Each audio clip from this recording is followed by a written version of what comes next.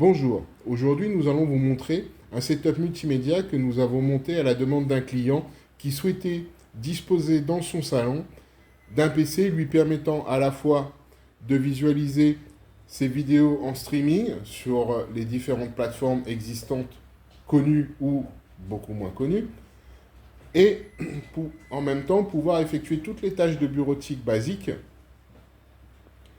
qui étaient nécessaires au suivi de son activité. Donc là, il voulait pouvoir faire la consultation de mails, éditer un courrier, imprimer un PDF et ainsi de suite.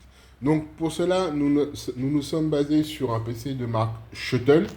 Les Shuttle étant des PC professionnels qui sont très résistants. Typiquement, le Shuttle DS10U que nous avons en ce moment est destiné à tourner 24 heures sur 24, 7 jours sur 7, tout en pouvant proposer un affichage jusqu'en 4K. À cela, Nicolas a joint un mini keyboard que voici pour permettre à l'utilisateur de faire toutes ses manips tranquillement depuis son canapé. Et il va donc vous présenter en fait l'utilisation du PC avec ce mini keyboard. Nicolas? Alors, voilà le mini keyboard. Donc, on peut utiliser la souris avec le pad directement intégré. On a des touches clic gauche, clic droit juste ici et également en haut juste ici. Donc là, on va accéder à Netflix. On fait un double clic.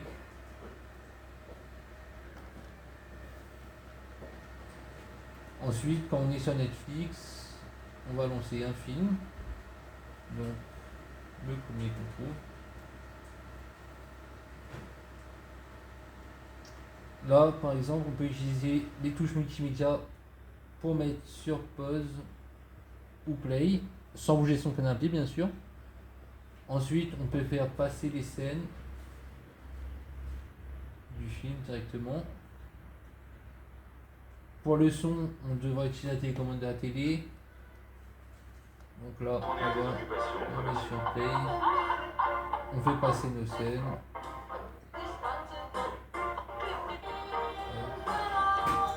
Voilà. Donc ça marche comme ça sur toutes les applications, que ce soit Netflix, Prime Video, Disney+. Ensuite, pour faire défiler les films, on utilise nos deux doigts comme ça. En fait, juste en posant les deux doigts et en caressant tout doucement, il comprend qu'on veut faire défiler la page de haut en bas ou de bas en haut. Après, ça défilera à la vitesse à laquelle vous bougez vos doigts sur le pad. Donc, ça marchera comme ça avec Netflix, Disney+, ou Prime Video. Ensuite, on a également des touches de raccourci. Pour, par exemple, ouvrir Spotify pour écouter de la musique, on peut utiliser directement la petite touche sur le clavier. On appuie. Et là, notre application Spotify s'ouvre. Et on peut accéder à la musique qu'on veut écouter directement. Donc là, on met sur play. Après, on peut utiliser toujours les touches multimédia pour changer de musique. Pour revenir en arrière, pour mettre sur play et sur pause. Donc maintenant on va fermer. Ensuite je vais vous montrer comment accéder à Google Chrome pour accéder à ses mails. Donc là on est sur Google Chrome. On va utiliser le clavier, on va taper gmail.com.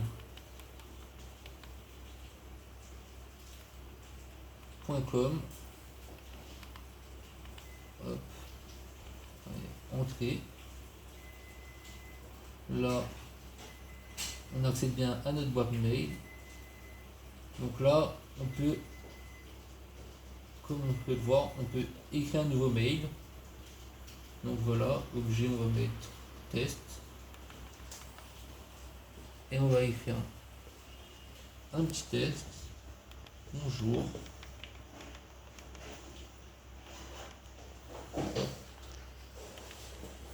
J'ai vu.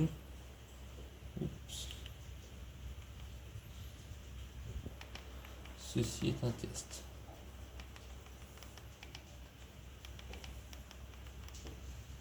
Donc voilà, vous voyez, on peut écrire un mail, mettre un objet, ajouter un destinataire. On peut bien entendu changer la mise en forme, joindre des fichiers.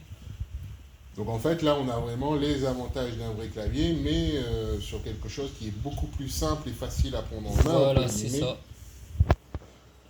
Donc on peut aussi, si on veut faire un copier-coller, on peut aussi très bien sélectionner un texte avec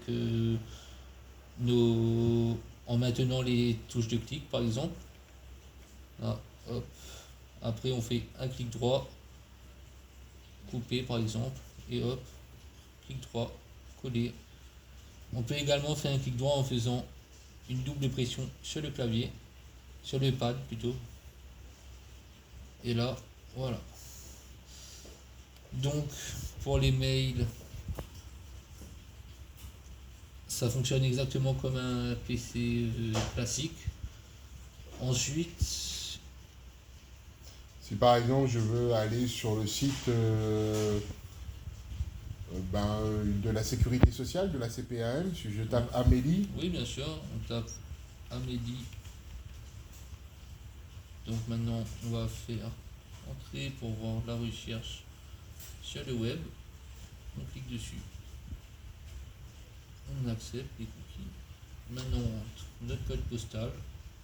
Après, l'avantage d'être sur une télévision, c'est donc non seulement de prendre moins de place à la maison, c'est-à-dire que là, on a un vrai écran sans avoir besoin d'avoir un espace dédié dans un bureau, etc. Parce que souvent, les gens sur les PC portables, dès que vous commencez à... Il faut parler très simplement, mais dès que vous commencez à avoir des petits problèmes de vue, etc., sur les PC portables, ça reste quand même limité. Donc vous êtes obligé de passer en loop ou autre, et vous n'aurez pas la possibilité en fait de suivre aussi ce qui se passe, quoi.